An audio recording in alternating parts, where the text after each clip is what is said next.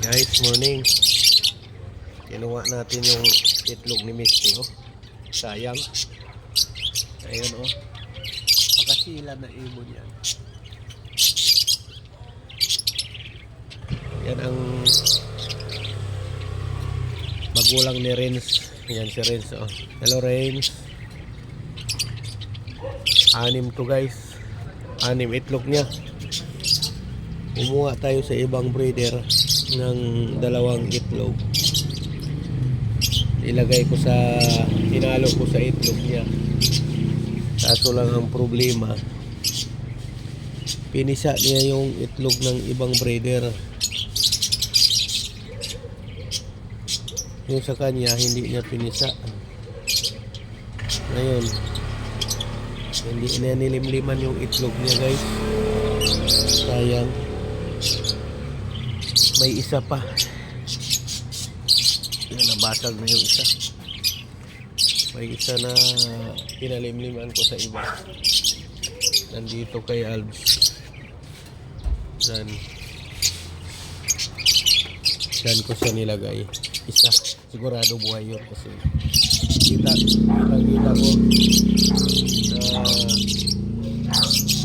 may sisiyo na siya, guys. Ang itlog naman kasi ng pag inilawan mo siya, may dugo. Ibig sabihin, may yan siya, may siguradong pipisain yan. Kaya sa hindi nakakaalam ng sa pag-iibon, huwag haluan yung ibang ibon na masisilan. Gaya niyan, masisilan. 2 beses na ako naghalo ng itlog niyan. Hindi niya pinipisa yung itlog niya. Nagagalit. Masila na ibon yan kasi yung ibon na yan may karga.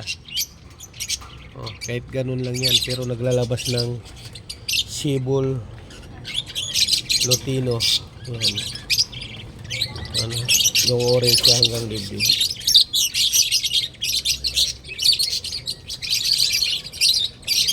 Kaya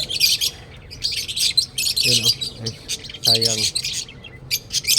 Itatapon na natin to kasi walang nangyayari.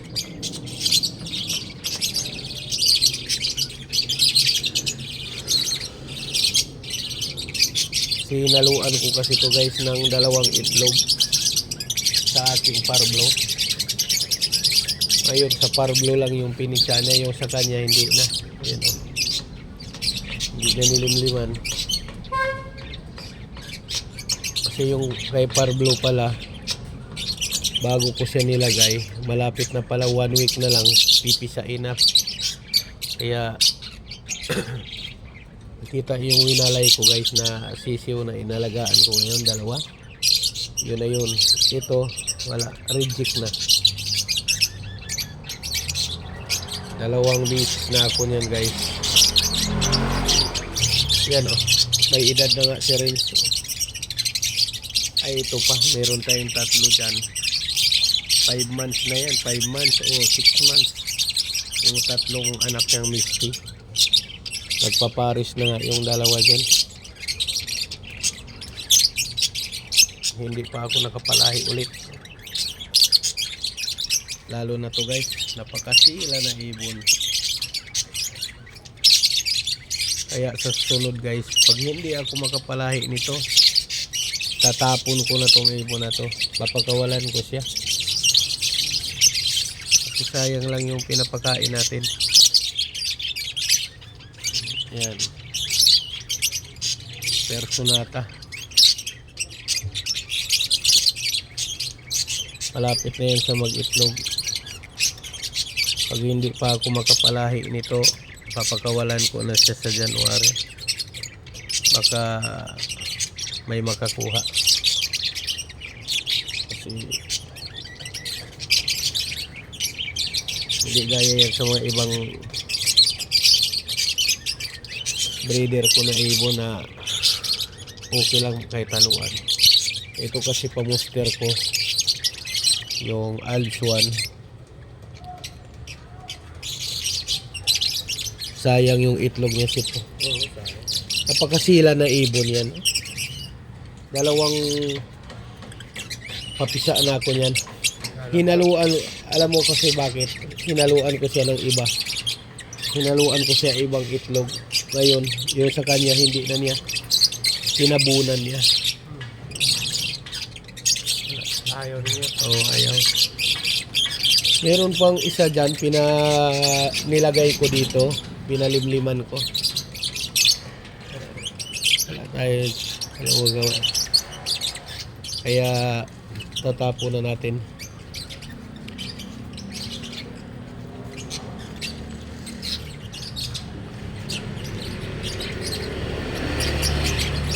Tapo na natin sa basura. Ha?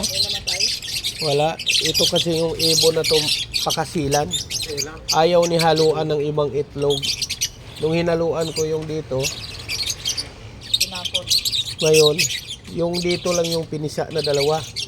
Yung sarili niyang itlog, wala na. Hindi na dito. 6. Pero may isa akong nasilip, inilawan ko. May nakita akong tao.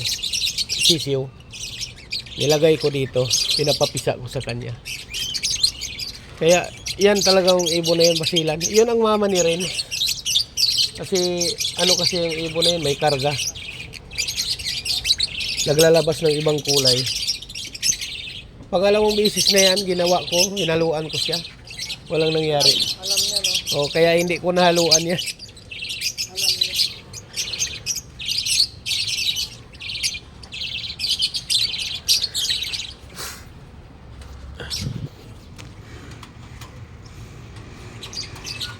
Parang may patay ata dito. Bakit? Nilalanggam. May langgam pa naman. May sisiw na tayo ditong isa. Ayun, malaki na oh. Malaki na guys.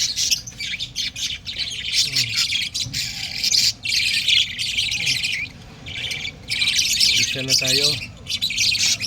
Maganda ang kulay. Baka yung hinalo ko na itlog yan. Hanggang dito na lang yung video ko guys.